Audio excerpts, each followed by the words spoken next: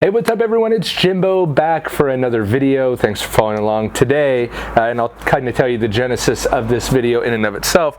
We're going to be talking about Meguiars Ultimate Compound again. And the reason why is I was so impressed, and in the comments when we talked about, I sanded the panel with 3000 grit sandpaper, and then people, just a couple people were commenting, and it's not bad at all. They were just commenting, well, why wouldn't it remove 3000 grit sandpaper? And I thought, well, I don't know. I didn't even really think about that part. I just wanted to see if it would, because I know that's a kind of a trend that's becoming, is that instead of doing a really aggressive initial compounding step, people will do a 3000 grit sanding.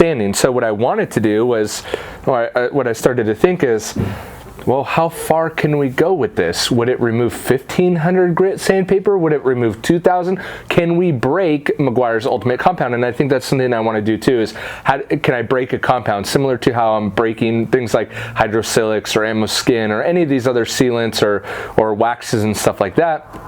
Can we break compounds? Can we push it to the limit and see where it does break down? So what I've done on this panel below is I've actually sanded one half with 1500 grit, the other half with 2000. I'm going to use the Buff and Shine Burgundy Eurotech pad on a Porter cable. I don't think we're going to be rotary polishing, and the reason for that is this is a consumer grade compound readily available, and so will it work on a rotary? I'm sure, but for most people that may be watching this video may not have access to a rotary, and let's face it, most people aren't going to break out the rotary, nor will they really be sanding down to 1500 grit. So this isn't very much of an educational video as it is just can we break it and have fun in the garage doing so. So I'm going to bring you guys in, flip the camera down a little bit, and we're going to get to work on this panel. So on this right side, I guess it would be your left, over here, we sanded with 1500 by hand, just with a little block.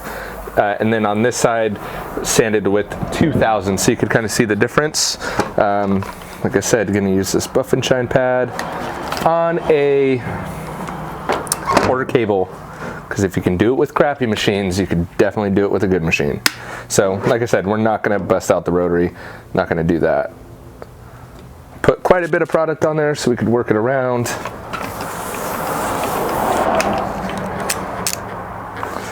it slow.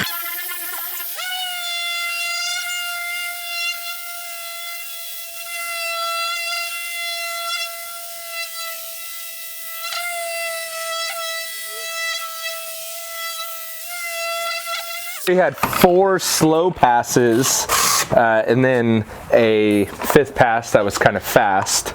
Let's see how it did. If it can remove 1500 grit, that is incredibly impressive. I got the scan grip overhead, and it did not get it there. It helped a lot. It helped quite a bit, but there's a lot of sanding marks in there. Let me see, it definitely didn't do as good down here. Let me get my other handheld scan grip here. Definitely did not do as well down here, but even up here still left quite a bit. I mean, it cleaned it up, and maybe hopefully you can see that on the camera. I mean, a dramatic difference. And the next step I'm going to take is the D166 finishing polish. So as you can see, it didn't do that. It didn't clean up the 1500, it cleaned it up. It did not remove the 1500 grit. So I definitely think that, you know, maybe if you paired it with the rotary, it would probably do it if you generated some extra heat in there. But let's actually put on this bluer foam pad. Maybe even a microfiber would have cut it a little bit more. I guess the panel is warm, so we were doing something there. But with foam, it definitely didn't get it there. Another test, and it's very difficult to do every single use case in a video, but then maybe a better option would have been to pair it with a microfiber cutting pad first. I'm just not a big fan of microfiber, to be honest. I've become more of a foam guy. That's why I use foam in a lot of the videos. I like foam a lot better. So let's use D166.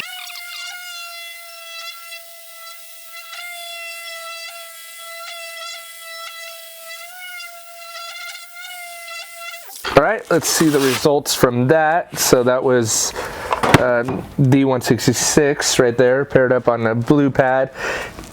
Cleaned it up more, but again, did not clean it up all the way. I will say a dramatic difference, but it by no means did clean it up all the way. There's still a lot of the depth and clarity of the paint is dramatically different. Again, this is a 1500 grit sanding mark, but it did not. What it looks like in person, and I'm not sure if the camera's picking that up, but what it looks like in person is just like it has regular wash marring. Not even all that bad.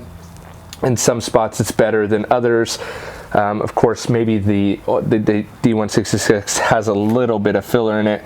And in fact, in the, not sure if I'm getting in the shot, but in the center of the panel, like over here, it looks incredible, actually. It's the fringe like up here where the panel kind of contours, down here where the panel contours down again.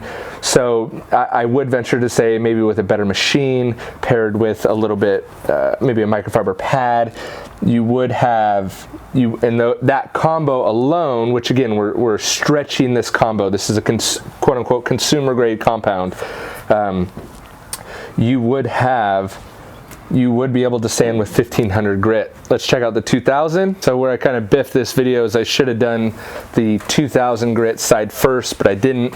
So I did the 1500.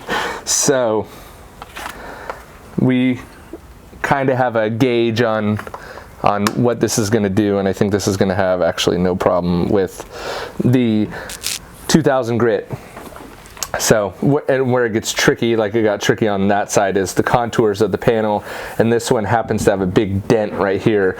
So really where I'm going to be focusing is really on the center, like right here of the panel for the result.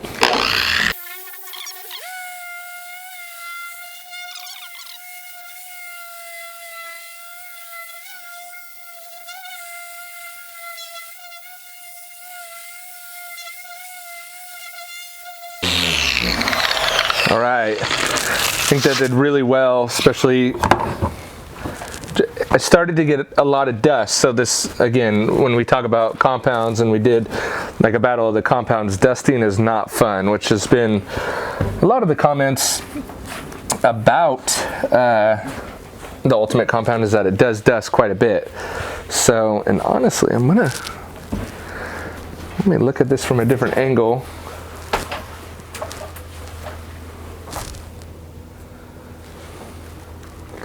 Looks to me like it did about the same job as the 1500 did. Where we are right now is about the same position we were at with the 1500, which is very interesting. I actually think I did a couple more passes with, on this side, again, the panel is contoured a little bit right here from a dent, so it's a little hard. I was having trouble kind of controlling the machine, but as you can see, it took it out, kind of. Now there just looks like to be a ton of spider webbing. So let's do what we did with the 1500, or I'm sorry, yeah, with the 1500 side, and we'll attack it with D166. And this video is strictly for fun. I mean, I really don't see anyone doing this, but kind of an idea I had is, you know, most detailing products we can get online, but sometimes we're troubleshooters as detailers, so sometimes we need to be able to go down to a local store and get something, and if we need to do that, what do we grab? And a lot of times as professionals, we have zero experience with the AutoZone aisles and the consumer grade products other than maybe when we first started. So we need to be well versed on all different types of products because we're troubleshooting. So D166, I don't think, because it's in the professional detailer line, will be at AutoZone or O'Reilly's or whatever, the, you know, maybe across the world. But I just wanted to kind of a cleaner wax, I guess it could be called, a glaze, a one-step, see what it would be.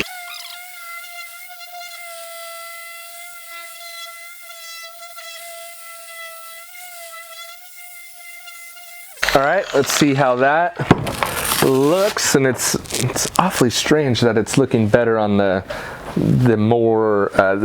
side that was sanded with more grit. Granted, this is a I literally picked up this panel out of a scrap pile at the body shop, but I would expect that to look better. Interesting. Very, very interesting. Unless no, that was the 1500 side. This was the 2000. As you could see, a dramatic difference, right? Before you couldn't even see the light. You couldn't even see I guess it'd be like that, the scan grip light. The panel is smooth, and now it just looks like there's regular wash marring, wash spider webbing. So that's gonna kind of conclude this test. What I'm going to do is I'm actually going to sand both sides with 3000 grit. And as you can see, let me put the scan grip inside, I think, but in person, it looks like actually the panel that I sanded with 1500, and it could be because the panel was a little bit better, but I actually feel like I worked the product more on this side and felt like I got a worse result even with the 2000 grit sanding paper. I know this test is not, this is more for fun than anything, but there does seem to be a lot of spider webbing or sanding marks even in the center of the panel, where the 1500 grit side still had some, but it actually looked better. Very, very odd for me. Not sure why it happened like that. If I messed something up, let me know in the comments below. This is just for fun. What I'm actually going to go back and do is sand both sides with 3000 grit, because I have that, and then I'm going to do an additional video on Meguiar's Ultimate Finishing Wax, which is their one step, versus HD Speed on a black panel. I've kind of already done a similar video to that. On a yellow, it's kind of hard to see, kind of a wonky video out in the field. So what I'm going to do though is, since I need to kind of fix this, we broke the Ultimate compound. I think a different machine, different pad maybe would have done it. Rotary might clean it up again, but I'm trying to do the most realistic video that people are going to have with stuff in their garage. So with that, that'll conclude this video. Look for additional videos in this series of kind of breaking down compounds and polishes, sanding panel. I love this black panel. I don't know how much longer I'm going to have it, to be honest. So if any of that interests you, I would highly, highly suggest hitting the subscribe button, follow along for this journey, and let's just have fun together doing these product comparisons and seeing what these products are really made out of. So if you're in a pinch, I would go for the Ultimate compound.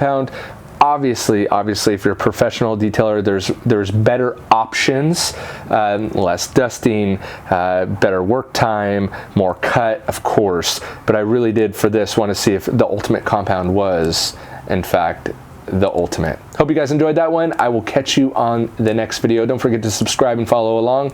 And if you have any comments or concerns or suggestions for products, please, please, please put them in the comments below. Catch you guys on the next one. See ya.